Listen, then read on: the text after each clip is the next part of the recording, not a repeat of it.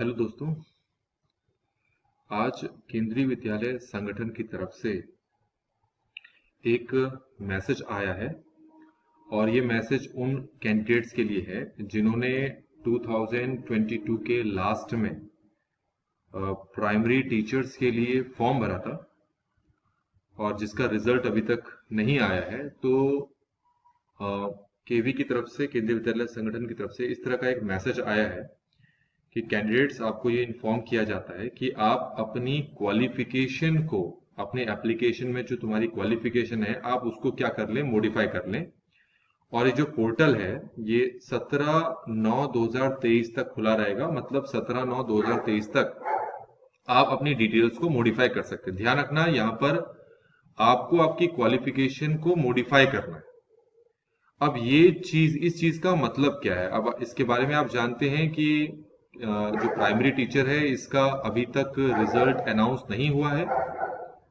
तो ये तो आप जानते हैं कि अब तक रिजल्ट अनाउंस हुआ ही नहीं है और इसका एक मेन कारण शायद सुप्रीम कोर्ट में की तरफ से इस पे अभी स्टे लगा हुआ है, या अभी कुछ अर्जियां गई हुई हैं, या कैंडिडेट्स ने किसी कारण से यहाँ पर स्टे लिया हुआ है, कुछ ना कुछ प्रॉब्लम है। तो वो प्रॉब्लम बेसिकली ये थी कि जो बीएड वाले कैंडिडेट्स हैं वो प्राइमरी टीचर्स के लिए एप्लीकेबल हैं या नहीं है। तो कुछ समय पहले ये न्यूज आई थी कि जो डीएलएड, जिन्होंने डीएलएड किया है वो प्राइमरी टीचर्स के लिए एप्लीकेबल हैं, वो एलिजिबल हैं, और बीएड वाले इसके लिए एलिजिबल नहीं है। कहीं पर मैंने भी ये चीज पढ़ी थी। तो आज अचानक से केंद्रीय विद्यालय संगठन ने ये एक मैसेज भेज दिया है, जो भी एप्लीकेंट्स हैं उनको ये मैसेज भेज दिया उन्होंने। तो हम चेक करते हैं कि एक्चुअल में ये जो मॉडिफिकेशन, क्वालिफिकेशन को मॉडिफाई करने के लिए कह रहा है, इसका क्या मतलब है। तो हम चलते हैं, ये ऊपर लिखा हुआ है, अगर आप केंद्रीय विद्यालय संगठन की वेबसाइट पर जाओगे तो ऊपर ये एक लिंक फ्लैश हो रहा है, आपको ये चलते हुए दिखाई दे रहा होगा, link for correction in qualification for KVS recruitment. चलिए इस पे क्लिक करते हैं, ये हमें एक्सटर्नल वेबसाइट पे लेके जाएगा।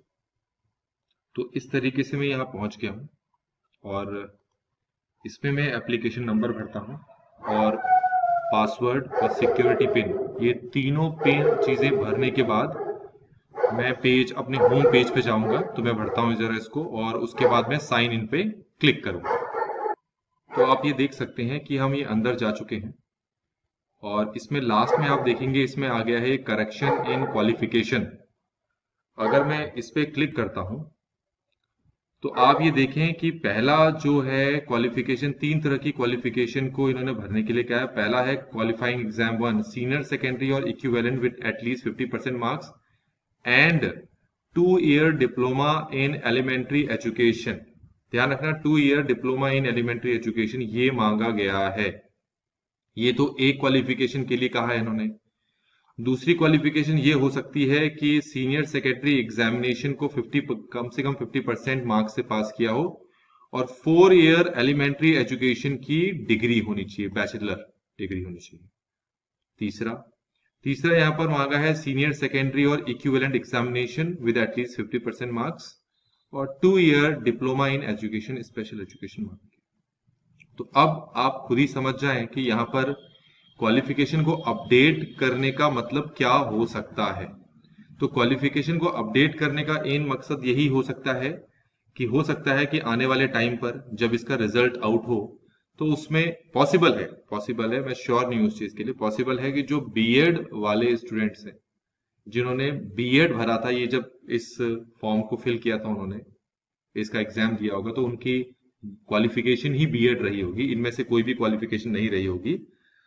तो वो हो सकता है कि जो कट ऑफ बने उसमें उनका नाम आए ही ना, और जिन्होंने डीएलएड किया है वो ही कट ऑफ पे आ जाए।